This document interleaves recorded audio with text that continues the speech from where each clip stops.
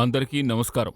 నేను Anoop Sony crime patrol black headlines అధ్యాయంలోని ఈ ఎపిసోడ్కి మీ అందరికీ స్వాగతం. కరోనా వైరస్ దాదాపు ఈ ప్రపంచం మొత్తం మీద ఈ వైరస్కి గురై ఎన్నో లక్షల మంది ప్రాణాలు కోల్పోయారు. మన దేశంలో కూడా ఈ వైరస్ నుంచి తప్పించుకోవడం కోసం జనం ఎంతో హెచ్చరికతో ఉంటున్నారు. కానీ ఈ కరోనా కంటే ప్రమాదకరమైన వైరస్ మన దేశంలో ఉంది. ఆ వైరస్ వల్ల లక్షల మంది ప్రజలు మన దేశంలో చనిపోతున్నారు. ఈరోజు మనం చూడబోయే కేసు ఆ వైరస్ వల్ల బాధించబడిన ఏమీ తెలియని ఓ నిరపరాధికి సంబంధించింది.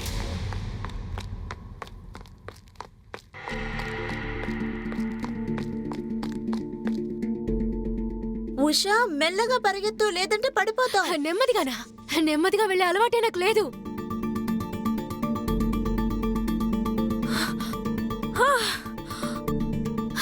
గెలిచాను, నేను మళ్ళీ గెలిచాను. ఇదిగో నీ బహుమతి. ఏమైంది సంగీత, ఈరోజు అదోలా ఉన్నావే? నువ్వు ప్రయత్నించలేదెందుకు? ఏమైంది? నీ కొంట్లో బాగోలేదా? ఎవరైనా తిట్టారా? నాన్నేమైనా అన్నారా? లేదంటే అమ్మ తిట్టిందా? నాన్నగారు చెప్పారు, ఈ సంవత్సరం నా చదువు పూర్తయిన వెంటనే నాకు పెళ్లి చేస్తారట. ఏదో సంబంధం చూశారట. సరే, అయితే మీ నాన్నతో చెప్పు, ఇంత త్వరగా పెళ్లి చేసుకోవడం ఇష్టం లేదని. ముందు నేను బాగా చదువుకోవాలి, ఉద్యోగం చెయ్యాలని చెప్పు. ఆ తర్వాత ఎవరైనా అబ్బాయి దొరికితే చూద్దామని చెప్పు. ఇవన్నీ మర్చిపో పీటీ ఉషా. మా నాన్న ఆ రోజు మీ నాన్నగారిని కలిశారట. అప్పుడు మీ నాన్నగారు ఈ సంవత్సరం నీకు పెళ్లి చేస్తానన్నారట. అది జూలైలోనే. నోటుకొచ్చినట్టు మాట్లాడికే, అలా జరిగే అవకాశమే లేదు. నా మాట మీద నమ్మకం లేకపోతే వెళ్ళి మీ నాన్ననే అడుగు. వరుణ్ణి కూడా చూశారట. కానీ నాకు పెళ్లి చేసుకోవడం ఇష్టం లేదు. నాకేం ఇష్టం ఉందా లేదా అని ఎవరు నిన్ను అడగరు. నువ్వెంత దూరం పరిగెత్తినా సరే కొన్ని కట్టుబాట్లు పాటించాల్సిందే. నేనంత తేలిగ్గా ఓటం నొప్పుకోను. సరే, నువ్వు కూర్చో, సైకిల్ నేను నడుపుతాను.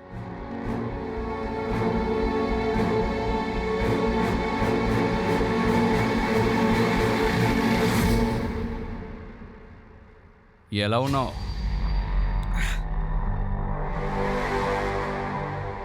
నమస్కారం అయ్య గారు. టీ తాగుతావా? వద్దు అయ్య గారు, వద్దు. భోపాల్, ఏదో విన్నాను, ఏదో జంతువుల సవాలు తీయనన్నావుట. వయసు అయిపోయింది అయ్య గారు. నేను నా బరువునే మోసుకోలేకపోతున్నాను. అలాంటప్పుడు జంతువులు ఎలా మోయగలను? నా పిల్లలు కూడా ఈ పని చేయలేమని అంటున్నారయ్యా. నీ పిల్లలు చాలా తెలివైన వాళ్ళు అయిపోయారనుకుంటాను. శరీరాలను తీయలేవు, శుభ్రం చేయగలవు కదా. చెరువును శుభ్రం చేస్తావు కదా. తప్పకుండా చేస్తాం అయ్యగారు. అయ్యగారు, 30 రూపాయలు చాలా తక్కువ. పక్క గ్రామంలో తుమ్ములు శుభ్రం చేయడానికి 50 రూపాయలు ఇస్తున్నారు. అలాగా, మీకు 50 రూపాయలు కావాలా? ఎందుకు నిలబడి అలా మొహం చూస్తున్నావు? వెళ్ళు, ప్రెసిడెంట్ గారితో మాట్లాడతాను, వెళ్ళు. వీళ్ళకి నోరు ఎక్కువైపోయింది. ఏదో ఒకటి చేస్తే రాలే. సరే, ఏమన్నారేంటి? 50 అయినా ఇస్తామన్నారా? చూద్దామని చెప్పారు. ఒకవేళ ఇవ్వలేదంటే పని వదిలేయడమే. 50 ఇవ్వకపోతే మనం పని చేయడమే వేస్ట్. సరే మనోహర్ తమ్ముడు, వెళ్ళొస్తాను. రాత్రికి చౌత్రి పొలంలో కాపలా కాయడానికి వెళ్ళాలి. ఏమంటున్నారన్నా? పొద్దున్న పొలం పని, సాయంత్రం కాపలా ఉండాలి. మీకు టైర్డ్గా లేదా? ఎందుకు లేదు, ఆడపిల్లని కన్నాను కదా. రాత్రి పగలు కష్టపడితేనే కదా తనకు జీవితాన్ని ఇవ్వగలను. దానికి పెళ్లి చేయాలి కదా నేను. సరే, నేను వెళ్ళొస్తాను. సరేనా.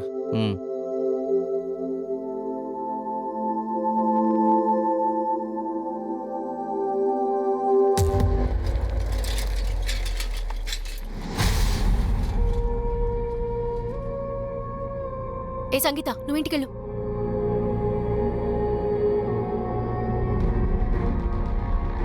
నేను పెళ్లి గిల్లి చేసుకొని ఇప్పుడే చెప్పేశాను నీకు. ముందు నేను బాగా చదువుకోవాలి, ఆ తర్వాత ఉద్యోగం చేయాలి. నీకు ముందే చెప్పాను కదా నాకు పెళ్లి ఇష్టం లేదు అని. నేను కుదరదని చెప్పలేనమ్మా. మంచి కుర్రాడు దొరికినప్పుడు కాదని ఎలా చెప్పగలను చెప్పు? అయితే వరకట్నం కూడా బాగానే అడుగుంటారుగా. డబ్బా ఎక్కడి నుంచి తెస్తారు నాన్న? అదంతా నేను చూసుకుంటాను. నీ తర్వాత ఇంకా 2 చెల్లెళ్ళు ఉన్నారు. నీకు పెళ్లి అయిపోయిందంటే నా భారం తగ్గినట్టే కదా. నేను వెళ్ళిపోతే నీకు భారం తగ్గిపోతుంది కదా. నాన్న, నువ్వేం బాధపడక్కర్లేదు. ఇక మీదట నేను నీకు భారంగా ఉండను.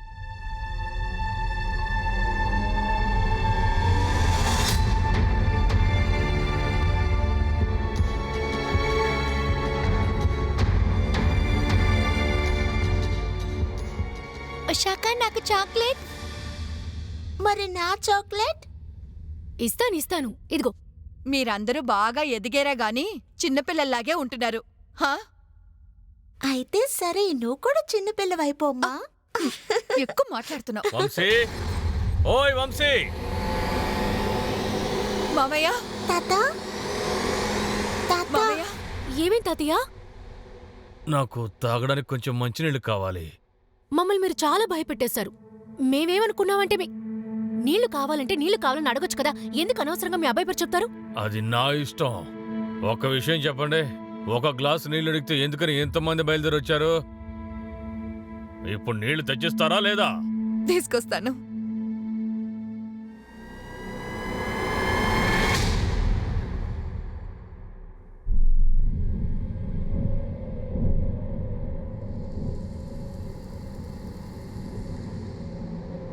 ఎందుకు ఆగిపోయావు ఉషా? దాహంగా ఉంది, నీళ్ళు తాగొస్తాను. సరే, నువ్వు వెళ్ళి నీళ్లు తాగురా. రేసులో నేను గెలుస్తాను. సరే, నువ్వు ముందుకెళ్తూ ఉండు, నేను నిన్ను ఓవర్టేక్ చేస్తాను. చూద్దాం.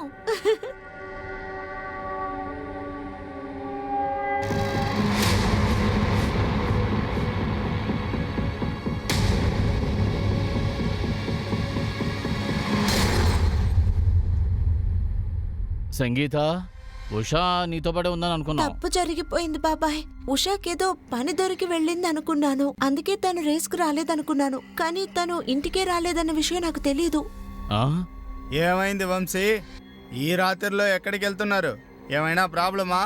అన్నయ్య, మా కూతురు ఉషా ఉంది కదా. మా అమ్మాయి ఉషా గొలుసు కనపడడం లేదు.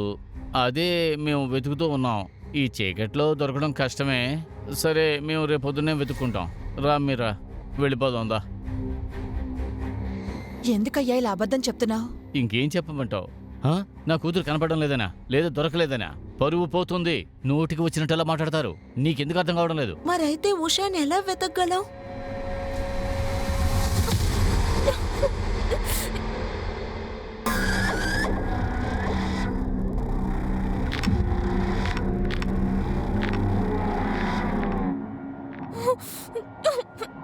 మమ్మల్ని చూసి భయపడుతున్నావు కదా, కానీ మాకు సంతోషంగా ఉంది.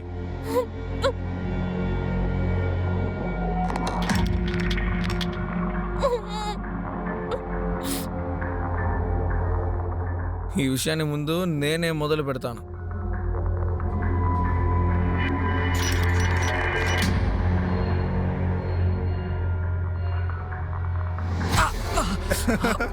తను తనడం కూడా చేస్తుందయ్యా. కూర్చొని ఏం చేస్తున్నారా? వచ్చి హెల్ప్ చేయొచ్చు కదా.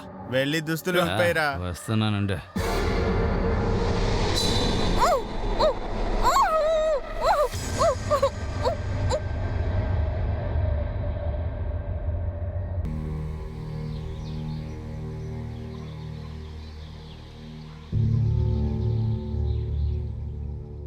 రెండు రోజులైంది, ఇంకా తను కనపడడం లేదు. మనం వెళ్ళి పోలీస్ కంప్లైంట్ ఇస్తేనే బాగుంటుంది. కానీ నాన్న, కొంచెం ఆలోచించు. పరువు పోయిందంటే ఏం చేయగలం? ఈ పిల్లలిద్దరిని వంశీ, ఊళ్ళో ఉన్న చెత్తంతా తుడిచి ఇప్పుడు నీ బుర్రలో చెత్త పేరుకుంది. కన్న కూతురు కన్నా నీకు గౌరవం ఎక్కువైపోయిందా? నువ్వు ఉండు, ఊళ్ళో వాళ్ళని తీసుకెళ్లి పోలీస్ కంప్లైంట్ ఇచ్చేస్తాను. నువ్వు ఇక్కడే కూర్చో.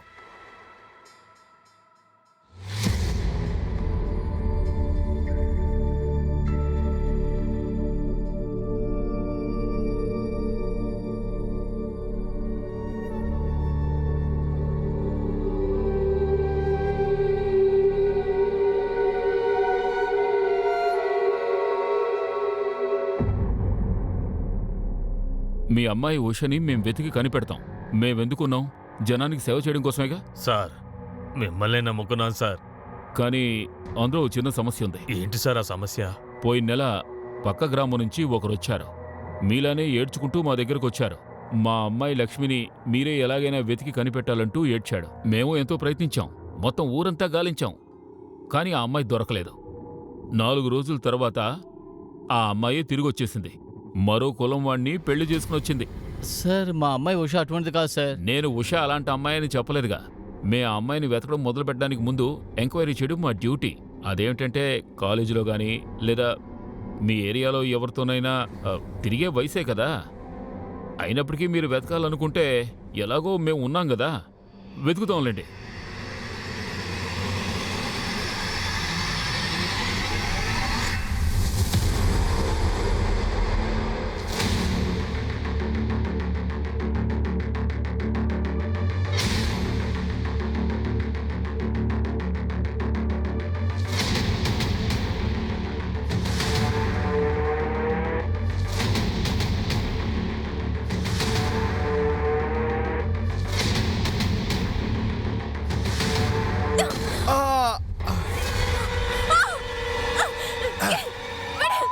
నన్నే కొడతావా నువ్వు? ఏయ్! ఏమైందిరా? ఇప్పటి వరకు ఏం జరగలేదు, కానీ ఇప్పుడు జరుగుతుంది. రే ఇట్రారా, తనని పట్టుకో. నీకు ఎంత ధైర్యం ఉంటే మమ్మల్ని రాడ్తో కొడతావు? ఇప్పుడు నిన్ను ఏం చేస్తానో చూడు. రాడ్ని ముట్టుకోవడానికి 100 సార్లు ఆలోచిస్తావు. ఉషా ఉషా ఉషా! ఉషా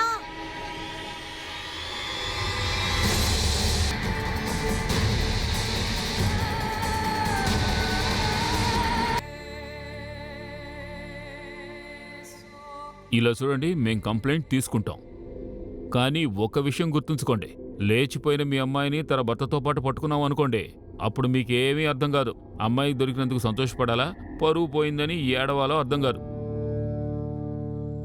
బాగా ఆలోచించుకోండి. చుట్టుపక్కల వాళ్ళందరినీ కూడా ఎంక్వైరీ చేయండి. ఆ తర్వాత కూడా రిపోర్ట్ ఇవ్వాలని మీరు అనుకుంటే వెంటనే ఇక్కడికి వచ్చి రిపోర్ట్ ఇవ్వండి. మేము ఎక్కడికి వెళ్ళాం, మేం ప్రజల సేవకులం.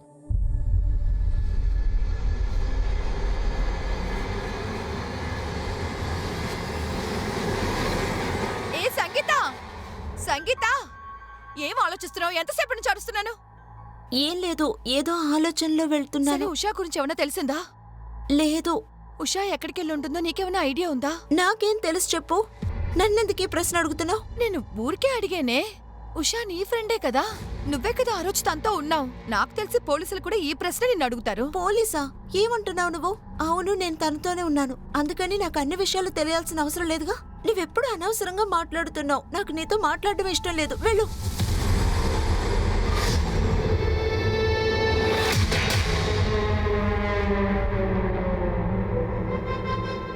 నానా, నేను సంగీతని చాలాసార్లు అడిగాను. తను ఏముందంటే ఉషా ఏ అబ్బాయితో తిరగడం లేదు అని అంది. నాకేమనిపిస్తోందంటే పోలీసులు మనల్ని బెదిరిస్తున్నారని. అప్పుడే మనం కంప్లైంట్ ఇవ్వకుండా ఉంటాం అనుకుంటున్నారు. నేను చెప్పేది విను, మనం కంప్లైంట్ ఇచ్చే వెళ్ళాలి. సరే నాన్నా. సార్, మేం బాగా ఆలోచించుకున్నాం సార్. మేం కంప్లైంట్ ఇచ్చి తీరుతాం సార్. సరే, ప్రజల ఇష్టమే నా ఇష్టం కూడా. అన్నట్టు మీ గ్రామం మగత్పూరే కదా? అవును సార్. అయితే వర్కౌట్ అవ్వదు. ప్రాబ్లం ఏంటంటే మీ ఊరు మా కంట్రోల్లోకి రాదు. ఇప్పుడు మమ్మల్ని ఏం చేయమంటారు సార్? మీరంతా ఓ పని చేయండి, దౌలత్పురా పోలీస్ స్టేషన్కి వెళ్ళండి. అక్కడున్న ఆఫీసర్ ఎంతో నిజాయితీపరుడు, ఆయన మీకు సహాయం చేస్తాడు. సరేనా? వెళ్ళండి.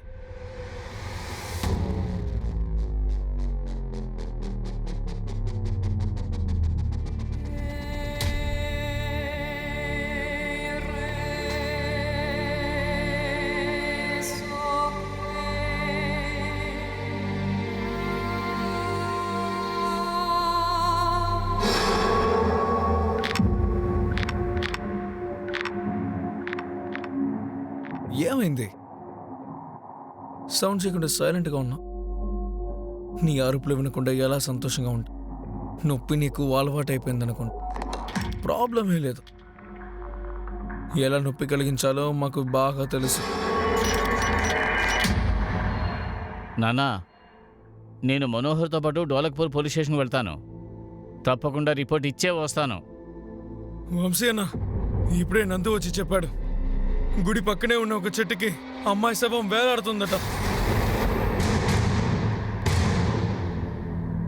రండి రండి వెళ్దాం.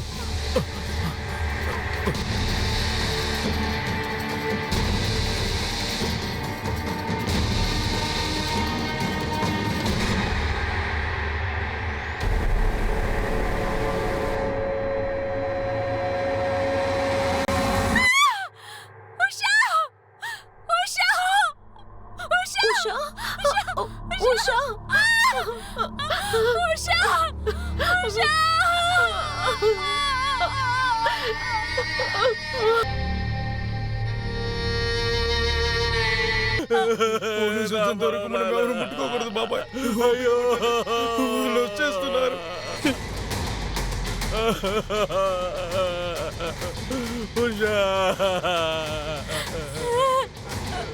తప్పుకోండి, తప్పుకోండి అని చెప్పేది మీకేగా. తప్పుకోండి, తప్పుకోమ్మా. గణేష్. Yes sir. త్వరగా దించండి. ఇంట్లో వాళ్ళని అంత్యక్రియలు జరిపించమనండి. అసలు దీనికి కారణం మీరే సార్. నోర్మయ్, మీ అమ్మాయి మీద తప్పుంచుకుని నన్ను నిందిస్తున్నావా? ఇలా చూడవయ్యా, ఇలారా, దీని మీద సంతకం పెట్టు. అమ్మాయిని తీసుకెళ్ళి అంత్యక్రియలు జరిపించు. కేసు క్లోజ్ అయిపోయింది. అంత అవసరం ఎందుకు ఇన్స్పెక్టర్? మీరు ప్రజలకు సేవ చేయడానికేగా ఉన్నారు. ముందు బాడీని పోస్ట్మార్టం చేయండి. ఎవరు నువ్వు? నేను అడ్వకేట్ అబ్బాయ్. ఓహో, నువ్వేనా అబ్బాయి అంటే? అడ్వకేట్ అబ్బాయి, ఇదో సూసైడ్ కేసు. ఇటువంటి కేసులకి ఎప్పుడూ పోస్ట్మార్టం అవసరం ఉండదు. అర్థమైందా? ఖచ్చితంగా అవసరం అవుతుంది.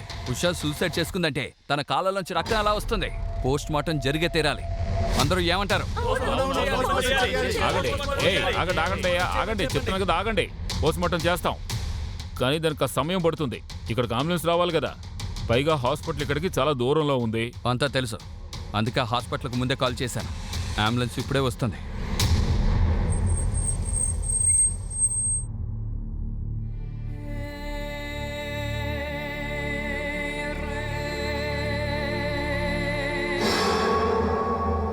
ఏ గణేష్, ఎస్ సార్. నువ్వు కూడా వెళ్ళు. Okay sir.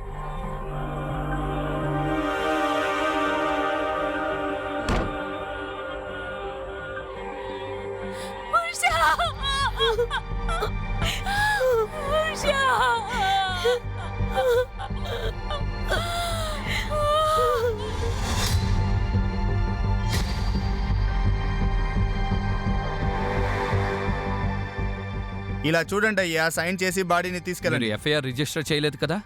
ముందు ఎఫ్ఐఆర్ రిజిస్టర్ చేయండి, తర్వాత సైన్ తీసుకోండి. ఏమిటి నువ్వు మాట్లాడేది? పోస్ట్మార్టం రిపోర్ట్లో అంతా క్లియర్గా ఉంది కదా, ఉష ఆత్మహత్య చేసుకున్నట్టు. ఉషా బాడీ నేను చూశాను. ఆమె ముఖంలోనూ కాళ్ళల్లోనూ రక్తం కారుతూ ఉంది. తను సూసైడ్ చేసుకోలేదు. పోస్ట్మార్టం రిపోర్ట్ చూపించండి. పోస్ట్మార్టం రిపోర్ట్ ఏమన్నా పబ్లిక్ ప్రాపర్టీ అందరికీ చూపించడానికి? వెళ్ళి ఇక్కడి నుంచి, లేకపోతే అందరి ఎముకలు విరిచేస్తాను. మర్యాదగా మాట్లాడండి ఇన్స్పెక్టర్. ముందు మాకు పోస్ట్మార్టం రిపోర్ట్ చూపించండి. మీరు చూపించేంత వరకు ఇక్కడే ఉంటాం, ఎక్కడికి వెళ్ళాం. మేము చూస్తాం ఎక్కడికి వెళ్తారు.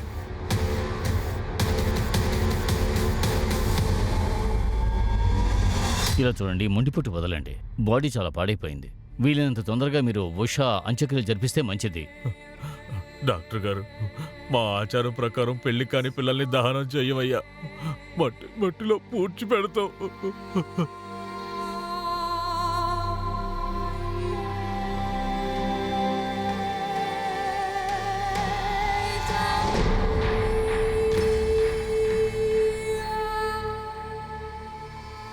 ఉషని పాతి పెట్టారు. అఫీషియల్గా చెప్పాలంటే ఉష కేసుని క్లోజ్ చేసేశారు. పోస్ట్మార్టం రిపోర్ట్లో కూడా ఉష సూసైడ్ చేసుకున్నట్టుగానే ఉంది. కానీ జరిగింది మరొకటి. ఉషని కేవలం రేప్ చేయడమే కాకుండా ఆ అమ్మాయిని 4 రోజులుగా ఎన్నో విధాలుగా చిత్రహింసలు పెట్టారు. వీళ్లంతా ఎవరు? ఇంత దారుణమైన సంఘటనలు ఉష జీవితంలో ఎందుకని జరిగాయి? ఈ అన్ని ప్రశ్నలకు సమాధానాలు మాత్రం దొరకలేదు. కానీ వాస్తవానికి ఒక గుణం ఉంది. దాన్ని ఎంత దాచిపెట్టాలని ప్రయత్నించినా అది ఎప్పటికైనా సరే వెలుగులోకి వచ్చి తీరుతుంది. అడ్వకేట్ అభయ్ వీడియో వైరల్ అయ్యింది. సోషల్ మీడియాలో జస్టిస్ ఫర్ ఉషా అనే హ్యాష్ ట్యాగ్స్ తుఫాన్ సృష్టించాయి. ఆ తుఫాన్లో బాలీవుడ్ సెలబ్రిటీస్ కలవడం మొదలుపెట్టారు. న్యూస్ పేపర్, టీవీస్, అలాగే సోషల్ మీడియాలో ఆ సమస్య విశ్వరూపం దాల్చింది. సో ఉష కేసుని పోలీసులు రీఓపెన్ చేశారు. ఈ కేసుని మేము క్రైమ్ బ్రాంచ్కి ట్రాన్స్ఫర్ చేస్తున్నాం. అలాగే ఇన్స్పెక్టర్ తివారీని ఈ కేసు పూర్తయ్యే వరకు సస్పెండ్ చేస్తున్నాం. అందులో ఎలాంటి మార్పు లేదు. సార్, ఏ ఆఫీసర్కి ఈ కేసుని అలాట్ చేశారు? ఆఫీసర్ ఆదిల్ ఖాన్కి. ఈ వీడియో పోలీస్ రికార్డ్ నుంచి ఎలా వైరల్ అయింది? సార్, లోకల్ పోలీస్ ఎవరైనా లీక్ చేస్తుంటారు సార్. డబ్బు కాసుపడి ఇలా చేసుంటారు. ఉషా ఒక మంచి స్టూడెంట్, మంచి అథ్లెట్ కూడా. 5 రోజుల తర్వాత ఆమె బాడీ దొరికింది. ముందు ఉషా బాడీని మనం పోస్ట్మార్టం చేయాలి. మంచిదైంది సార్, ఉషా బాడీని కాల్చకుండా పాతి పెట్టారు. కానీ బాడీని పోస్ట్మార్టం చేయడానికి మళ్ళీ తవ్వి తీయాలి కదా సార్. ఆ చేయడానికి వాళ్ళ కుటుంబం ఒప్పుకోవాలిగా. వాళ్ళ కుటుంబాన్ని ఒప్పించాలి. ఉషా చాలా మెడల్స్ సంపాదించింది కదా. ఇక దాని గురించి మాట్లాడుకుని ఏం ప్రయోజనం లేదు సార్. మమ్మల్ని ఇబ్బంది పెట్టకండి, మీరు వెళ్ళండి. ఇలా చూడండి, మీ కోపం నాకు అర్థమైంది. కోపం కాదు సార్, కడుపు మంట సార్. ఉషా ప్రాణాలతో ఉన్నంత వరకు మీరు ఏమీ చేయలేదు. కానీ తను చనిపోయిన తర్వాత తన సమాధిని తవ్వి తన ఆత్మ ఘోషించేలా ఎందుకు చేస్తున్నారు? మేము మళ్ళీ పోస్ట్మార్టం చేయకపోతే ఉషా ఎలా చనిపోయింది అనేది మనం తెలుసుకోలేం. మనకు కారణం తెలియకుండా కేసును ముందుకు ఎలా తీసుకువెళ్ళగలం? ఇలా చూడండి, ఉషాకి న్యాయం జరగాలంటే దీనికి మనం ఒప్పుకొని తీరాలి. అలాగే సార్, మాకు అంగీకారమే. అయ్యా, నేను మీకు మాటిస్తున్నాను. ఉషాకి న్యాయం జరగకుండా నేను వదిలిపెట్టను.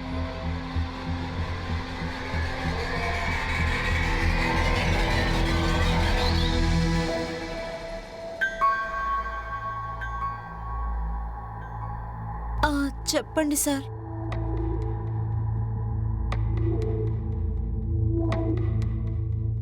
ఉషా కనపడకుండా పోయిన రోజున నువ్వు కూడానే ఉన్నావా?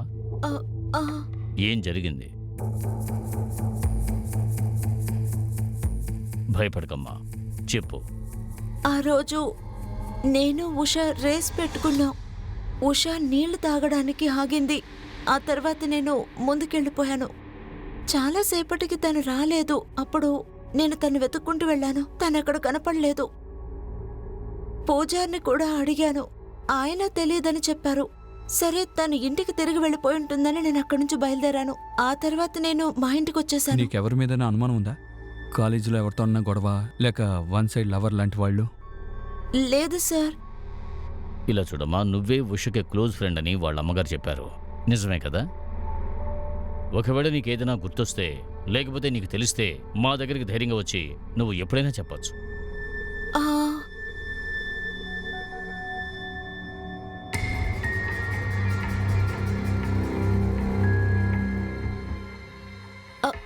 నాన్న, నేను ఇప్పుడే వస్తాను. నిజం చెప్పు, ఉషాకు జరిగిన దాంట్లో నీకు సంబంధం ఉందా? నిన్నెలా నమ్మమంటావు చెప్పు. సరే, రేపు గనక నీకు ఈ విషయంలో సంబంధం ఉందన్న విషయం తెలిసిందంటే నేనే వెళ్ళి పోలీసులతో ఈ విషయం చెప్పేస్తాను.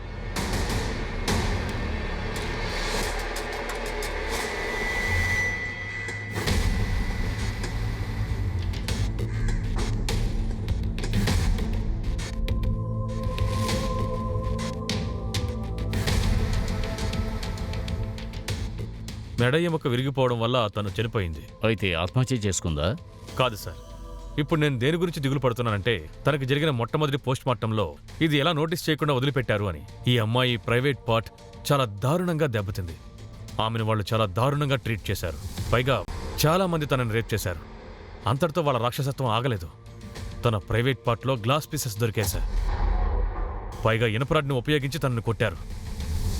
అయితే ఇది ఆత్మహత్య కాదు. ఈ అమ్మాయి బతికుంటే లేచి నడిచేది కూడా కాదు. ఈ హత్యని ఆత్మహత్యగా చిత్రీకరించడం కోసం తన మెడకి తాడు కట్టి చెట్టుకు వేలాడదీశారు.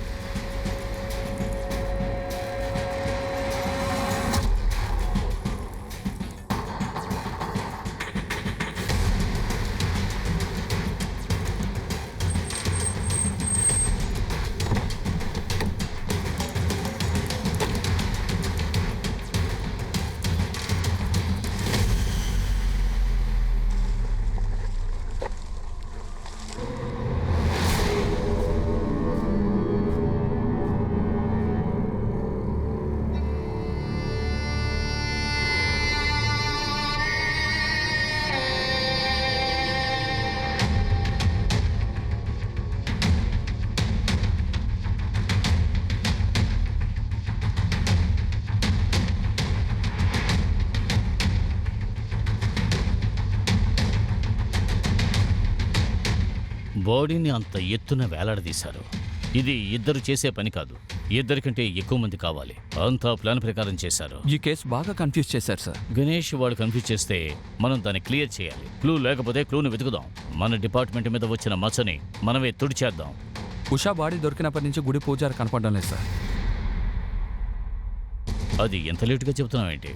I'm sorry sir. ఆ పూజారిని కనిపెట్టమని ఇన్ఫార్మర్స్ని పంపించాం. వెంటనే ఆ పూజారి నాకు కావాలి. అతను ఏదైనా చూసి ఉండొచ్చు. ఏం చేస్తారో నాకు తెలియదు. ఆ పూజారిని తీసుకురండి. అలాగే సార్.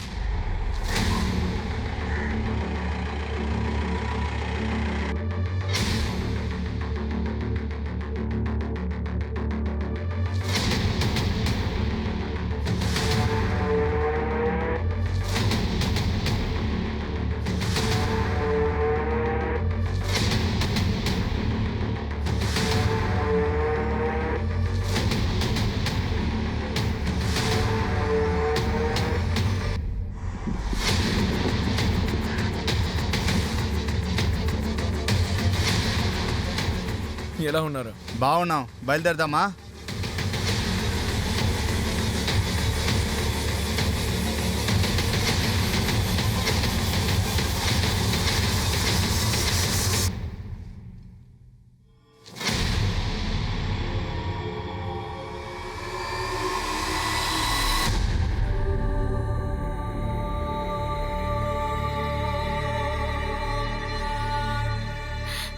ఏమేం తాతయ్య? ఏంటి ఉల్లిపాయలతో పోరాటం చేస్తున్నారు? అరే నేనెక్కడ పోరాటం చేస్తున్నానమ్మా, ఇదే నన్ను వదిలిపెట్టడం లేదు. నన్ను ఎలా ఏడిపిస్తుందో చూసావా? సరే సరే, ఏం చేయాలో చెప్పండి, నేను చేస్తాను. మీరు లేవండి, మీరు వదలండి, వెళ్ళండి. అరే నా కోసం నేను చేయడం లేదమ్మా. మీ అమ్మ హఠాత్తుగా మీ బామ్మని చూడ్డానికి వెళ్ళింది. పిల్లలందరూ ఆకలితో అరే మాడిపోతారు. నన్ను ముందే పిలుచుండొచ్చు కదా. నేను సంగీత ఇంట్లో టీవీ చూస్తూ కూర్చుని పోయాను. పర్లేదమ్మా. మీరు వెళ్ళి పూజలు చేసుకోండి, ఈ వంట వార్పు నేను చూసుకుంటాను తాతయ్య, సరేనా? వెళ్ళండి. ఆహాహాహా. ఆ.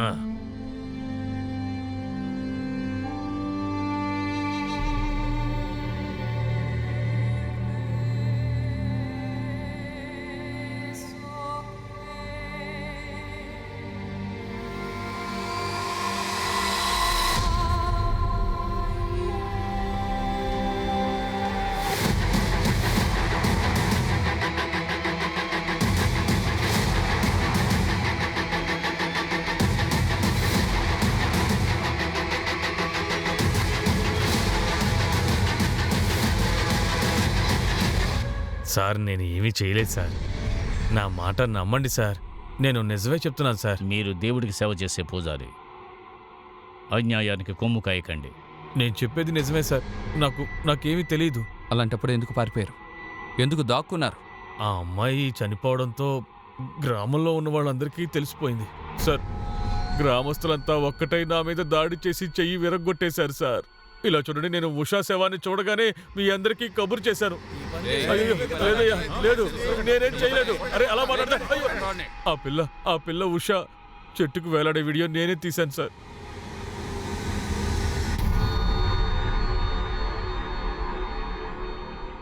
దీని నుండి తప్పించుకోవడానికి ఒకే ఒక మార్గం ఉంది. బాగా ఆలోచించండి. ఉషా కనపడకుండా పోయిన రోజున ఎప్పుడూ జరిగే విధంగా కాకుండా వ్యత్యాసంగా ఏదైనా జరిగిందా? అంటే విచిత్రంగా. బాగా ఆలోచించండి. ఏదైనా గుర్తొస్తుందా, లేదా మమ్మల్ని గుర్తు చేయమంటావా? అది నాకు సరిగ్గా గుర్తులేదు సార్. కానీ ఆ రోజు గుడి దగ్గరికి ఒక బండి వచ్చింది సార్. ఏ బండి? నెంబర్ తెలుసా? సార్ ఆ బండి నెంబర్ నాకు తెలియదు సార్. కానీ ఆ కారు తెల్ల రంగులో ఉంది సార్. సార్ తెల్ల కలర్ కారు అది ఇది అంటూ పూజారి మనల్ని కన్ఫ్యూజ్ చేస్తున్నాడు సార్. గణేష్, అతని మీద అంత అనుమానం రాలేదు. సరే ఇలా అనుకుందాం, పూజారే ఇదంతా చేశాడు అనుకుందాం. కానీ ఎంత తెలివి తక్కువగా ఎలా ఉంటాడు? ముందుగా రేప్ చేసి మర్డర్ చేసి అతని గుడికి ముందే బాడీని వేలాడదీస్తాడా ఏంటి? వీడియో కూడా తీస్తాడా? కరెక్టే సార్. ఒకవేళ పూజారి చెప్పేది నిజమైతే ఆ తెల్ల కలర్ కారు నేరస్తులను పట్టిస్తాం సార్. సరే గణేష్, చుట్టుపక్కల ఉన్న అన్ని పోలీస్ స్టేషన్ని కాంటాక్ట్ చేయండి. బయట తిరిగే పాత రౌడీలందరినీ అరెస్ట్ చేయండి.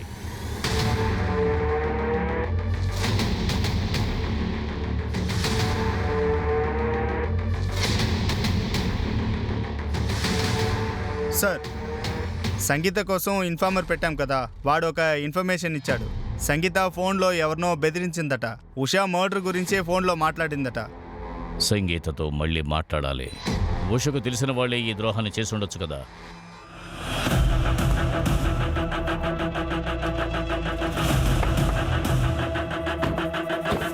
సంగీత నిన్ను స్టేషన్ కూడా రమ్మని ఉండొచ్చు, కానీ నేను అలా చేయలేదు. నీకు ఏ సమస్య రాకూడదని అనుకుంటున్నాను. ఎందుకంటే నువ్వు ఒక స్టూడెంట్వి. అది మాత్రమే కాదు, ఉషాకి బెస్ట్ ఫ్రెండ్వి. నువ్వు తనకి నిజమైన ఫ్రెండ్వే అయితే ఉషాకి ఇంత ఘోరం తలపెట్టిన వాళ్ళకి శిక్ష పడాలి అనుకుంటావు, అంతే కదా? అప్పుడు నువ్వు మాకు సాయం చేసే తీరాలి. సార్, ఉషాకు ఒక ఫ్రెండ్ ఉన్నాడు, తన పేరు అశోక్. మా గ్రామంలో అబ్బాయే, మాతో చదువుకుంటున్నాడు. ఉషా ఆ అబ్బాయి చాలా క్లోజ్. తను చాలా మంచి అబ్బాయి సార్. ఒకవేళ ఉషాకి అతనికి మధ్య నాకు అలా అనిపించలేదు సార్. అలా గనక ఉంటే ఉషా ఖచ్చితంగా నాతో చెప్పేది సార్. నాకు ఆ అశోక్ ఫోన్ నెంబరు, అడ్రస్సు కావాలి. అవును, ఆ రోజు నువ్వు తెల్ల రంగు కారు ఏదైనా చూసావా? తెల్ల కారా?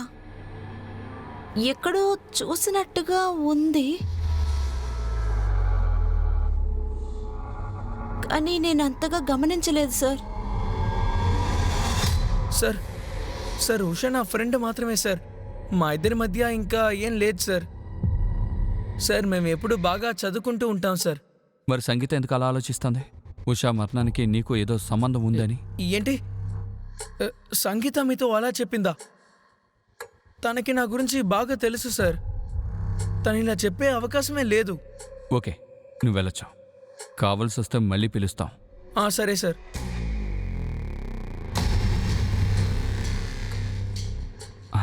చూడ్డానికి అమాయకుడిలా ఉన్నాడు, కానీ వీడిపై ఒక కన్నీసి ఉంచండి.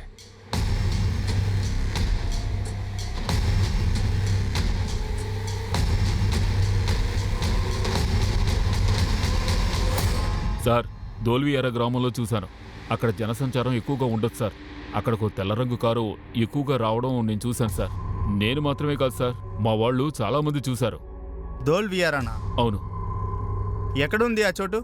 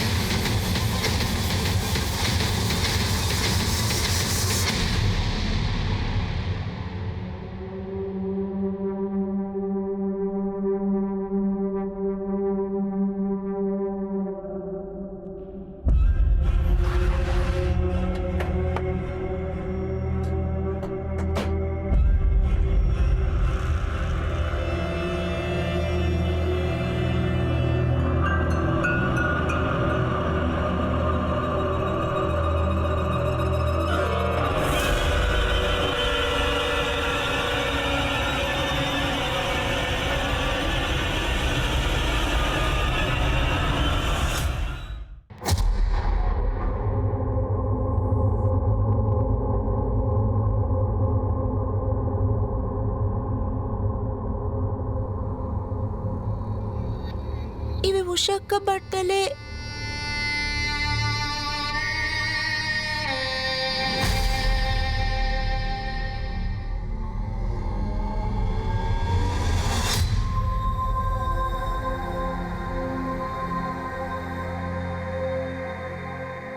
రామ్మా, రా రా రా. ఉషా, నువ్వు అంటూ ఉంటావు కదా చెప్పులతో పరిగెత్తడం కష్టంగా ఉంది అని.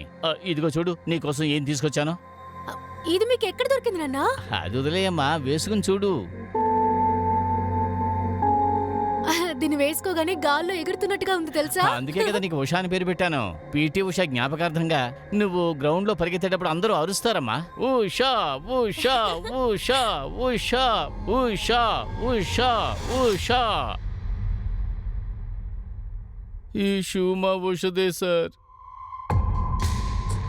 సార్, ఒక లోకల్ పాలిటీషియన్ ఉన్నాడు, త్రిలోక్ రాజ్పురి. ఆయన అతని పని మనుషుల మీద చాలా కోపంగా ఉన్నారట, ఎందుకంటే వాళ్ళు జీతం పెంచమని అడిగారు. అతన్ని స్టేషన్కి రమ్మని చెప్పు. Okay sir. నువ్వేం చేస్తున్నావు? సస్పెన్షన్ ఇంకా పూర్తి కాలేదుగా. అయితే ఏమిటి, నేనేం తప్పు చేయలేదుగా. ఈ ఊళ్ళో ఉన్న గాలి దగ్గర నుంచి నీటి వరకు అన్ని విషయాలు నాకు తెలుసు సార్. ఈ గ్రామంలో వాళ్ళు ఎప్పుడూ ఇంతే సార్. కానీ మీరు ఆలోచించుకోండి, ఈ కేసుని మీరు సాల్వ్ చేయలేదంటే ఎంతో కష్టపడాల్సి ఉంటుంది. చూసుకోండి. నువ్వు నా గురించి దిగులు పడద్దు, నీ సంగతి నువ్వు చూసుకో. ఎవిడెన్స్ దొరకనివ్వు, నేరస్తుల్ని 3 చెరువులు నీళ్లు తాగిస్తాను. మీరు చాలా పాత విషయం మాట్లాడుతున్నారు ఇన్స్పెక్టర్. ఆ విషయం ఎప్పుడో పూర్తయిపోయింది. మేము గ్రామంలో ఉన్న పెద్దలు కలిసి బన్సీకి వాళ్ళ మనుషులకి కూలి ఎప్పుడో పెంచేశాం. అయినా మీకు అది చాలా కష్టం కలిగించి ఉండొచ్చు. ఎందుకంటే మీ ముందు తల వంచి నడుచుకుని వెళ్ళిన వాళ్ళందరూ తలెత్తుకుని నడుస్తున్నారు కదా, అప్పుడు బాధపడి ఉంటారు. Yes sir. మీరు ఇప్పుడు ఎవరిని ఎంక్వైరీ చేస్తున్నారో ఆయన రూలింగ్ పార్టీ మెంబర్. మీరు బాగా ఆలోచించి ఈ నిర్ణయం తీసుకున్నారనుకుంటున్నాను. కానీ ఇప్పటికీ నాకు పైనుంచి 2 కాల్స్ వచ్చేసాయి. ఇలా చూడండి, మీ దగ్గర ఏదైనా స్ట్రాంగ్ ఎవిడెన్స్ ఉందంటే ఖచ్చితంగా అతను వదలకండి, లేదంటే ప్రస్తుతం అతన్ని వదిలేయండి. కానీ అతని మీద ఒక కన్నేసి ఉంచండి. టైం చూసి అతన్ని పట్టుకోవచ్చు. Okay sir. ఇకపైన ఏ అరెస్ట్ జరిగినా సరే ఎవిడెన్స్తోనే జరుగుతాయి. జై హింద్. ఏం సార్, ఇక బయలుదేరచ్చుగా? మీరండి సార్, వెళ్దాం.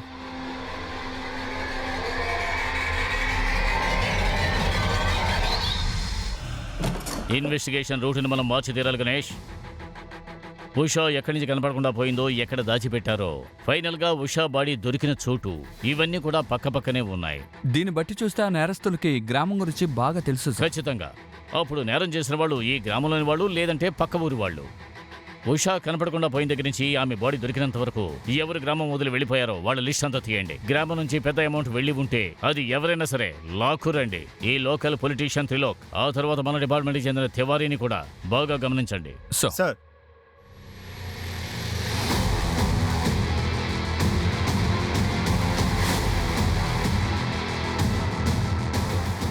సార్ గ్రామం నుంచి బయటికి వెళ్ళిన వాళ్ళ 15 మంది లిస్టు సార్. వీళ్ళందరి గురించి ఎంక్వైరీ చేశాను. 13 మందితో మాట్లాడాను, క్రాస్ వెరిఫై చేశాను.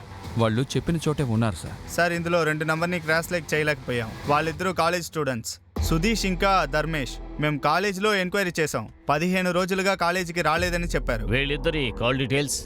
Yes sir. వీళ్ళిద్దరు కాల్ డీటెయిల్స్లో ఒక కామన్ నెంబర్ ఉంది, కమల్ చౌహాన్. ఉషా కనపడకుండా పోయిన రోజు సుజిత్, దర్పణ్ ఇంకా కమల్ ముగ్గురు మొబైల్ లొకేషన్ గుడి పక్కనే ఉంది సార్. సార్ ఆ తర్వాత దాదాపు 5 రోజులుగా ఈ ముగ్గురి ఫోన్ లొకేషన్ సరిగ్గా ఉషాని బంధించిన ప్లేస్నే చూపిస్తోంది. వీళ్ళు ఎక్కడ ఉన్నా సరే తీసుకురండి. వీళ్ళే ఆ కల్ప్రేట్స్. సార్ ముగ్గురు నెంబర్లు స్విచ్ ఆఫ్లో ఉన్నాయి. వాళ్ళ కరెంట్ లొకేషన్ ఎక్కడో తెలియడం లేదు. కానీ 3 రోజుల క్రితం సుజిత్ ఫోన్ నెంబర్ ఆన్లో ఉంది సార్. ఆ లొకేషన్ పూణేలో ఉన్న విక్టర్ నగర్. పూణేనా? ఏమిటి సార్, పూణేకి వెళ్తున్నట్టున్నారు? రా, నాకు తెలుసు నువ్వు దర్శించకుండా ఉండలేవు. మీకు చెప్దామనే వచ్చాను. ఓ కేసు కోసం వచ్చారు, అది పూర్తవగానే వెళ్ళిపోతారు. కానీ మేము ఇక్కడే కదా ఉండాలి. ఎందుకు సార్ లేనిపోని గొడవలు తెస్తారు? ఏం జరగాలంటే అలా జరుగుతుంది. కారు మెకానిక్ లేకపోతే వేరే పని ఏదైనా తెలుసా? నేర్చుకో, సమయం వచ్చింది.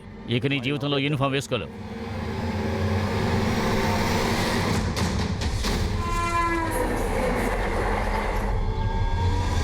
సార్ సుజిత్ లొకేషన్ ఇక్కడ చూపించింది, విఠల్ నగర్. ఈ చుట్టుపక్కల వాళ్ళు చెప్పారు సార్, సుజిత్ని వాళ్ళ ఫ్రెండ్స్ని ఎవరో చూశారట. కానీ వాళ్ళు ఎక్కడుంటున్నారో ఏం చేస్తున్నారో ఎవరికేం తెలియదు సార్. ఇది చాలా పెద్ద ఏరియా సార్. 25 బిల్డింగ్లు ఉన్నాయి. ఒక్కొక్క బిల్డింగ్లోనూ సుమారు 17 ఫ్లాట్లు ఉన్నాయి. ఈ పందికొక్కులందరూ బయటికి రావాలంటే మనం అడ్వాన్స్గా ఎరవేయాలి.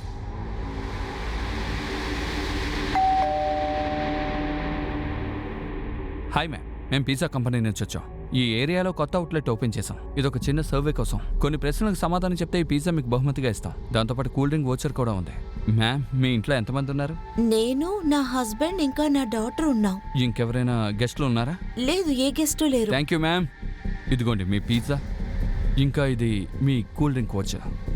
Thank you ma'am. Thanks. Sir, room number 409 negative.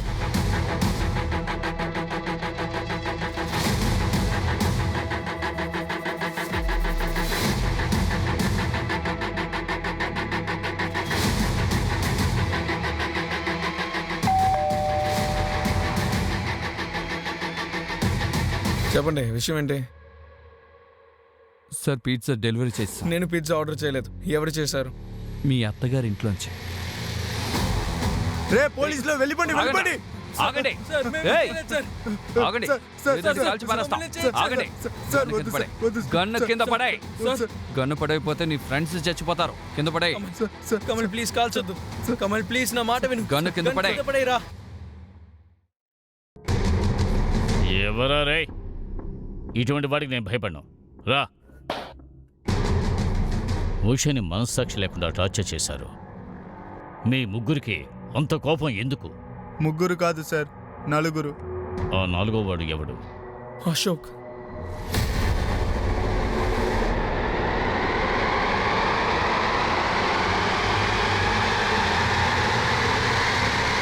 వాడిని రాకురండి. సార్, ఎంత దారుణం చేశారా? ఆ అమ్మాయి మీకు ఏం ద్రోహం చేసిందిరా?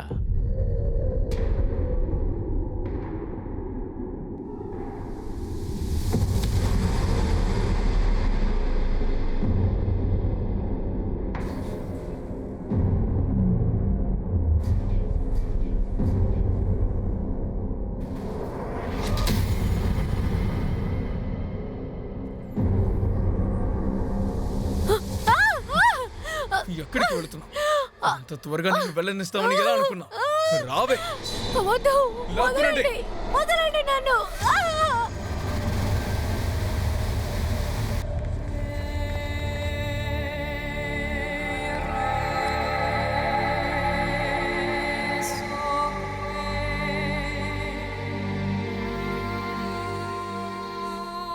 ఉషాని కాలేజ్ రన్నింగ్ కాంపిటీషన్లోనే మొదటిసారి చూసాం. తను రోడ్డు మీదే పరిగెత్తింది. అప్పుడే మా కన్ను తన మీద పడింది. ఉషా లాంటి అమ్మాయి ఆ చుట్టుపక్కల ఎవ్వరూ లేరు. ఎలాగైనా వలలో వేసుకోవాలనుకున్నాం. కానీ ఆ అశోక్ తనని ప్రేమిస్తున్నాడు. ముందు ఒప్పుకోలేదు, తర్వాత అర్థమయ్యేలా చెప్పాం. తర్వాత కిడ్నాప్ ప్లాన్ చేశాం.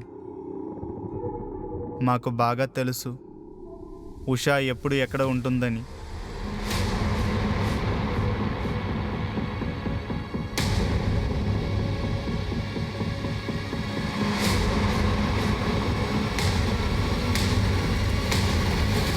అంతే సార్, తనని ఎత్తుకెళ్ళిపోయాం. రేప్ చేయడం గురించి పక్కన పెట్టండి సార్. తను వేరే జాతికి చెందిన అమ్మాయి. తన స్థాయి ఏంటో తనకి చూపించాలి కదా. చదువుతోంది, రాస్తోంది, తనకి ఇష్టం వచ్చినట్టు ఆడుతోంది. కానీ తను ఉండాల్సింది బురదలోని తనకి తెలియడం లేదు.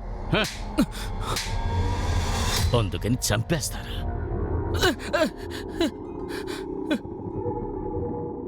ఉషా నిన్ను మంచి ఫ్రెండ్ అనుకుంది, దానికి మంచి ఫలితాన్ని చూపించావు. సార్ ఏదో తెలియక తప్పు చేద్దాం.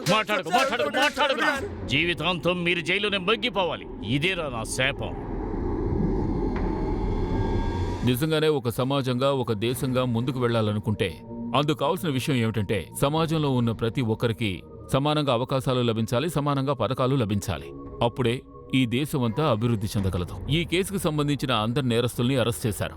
వాళ్ల మీద ఐపీసీ 361 కేసు ప్రకారం కిడ్నాపింగ్, సెక్షన్ 376 ప్రకారం గ్యాంగ్ రేపింగ్, సెక్షన్ 302 ప్రకారం మర్డర్ కేసు, అలాగే SC ST అట్రాసిటీస్ యాక్ట్ ప్రకారం ఛార్జెస్ ఫైల్ చేశారు. నేను అనూప్ సోని మీ నుంచి సెలవు తీసుకుంటున్నాను. మనం మళ్ళీ కలుసుకుందాం క్రైమ్ పెట్రోల్ బ్లాక్ హెడ్లైన్స్ అధ్యాయంలోని ఇంకొక ఎపిసోడ్లో ఇంకొక కొత్త కేసుతో. గుర్తుంచుకోండి, క్రైమ్కి మీకు మధ్య ఉన్న దూరం ఎంతంటే ఆశకి దురాశకి ఉన్నంత దూరం. జాగ్రత్తగా ఉండండి, సురక్షితంగా ఉండండి. జై Hind. For more updates, subscribe to our channel, click the show links and enjoy watching the videos.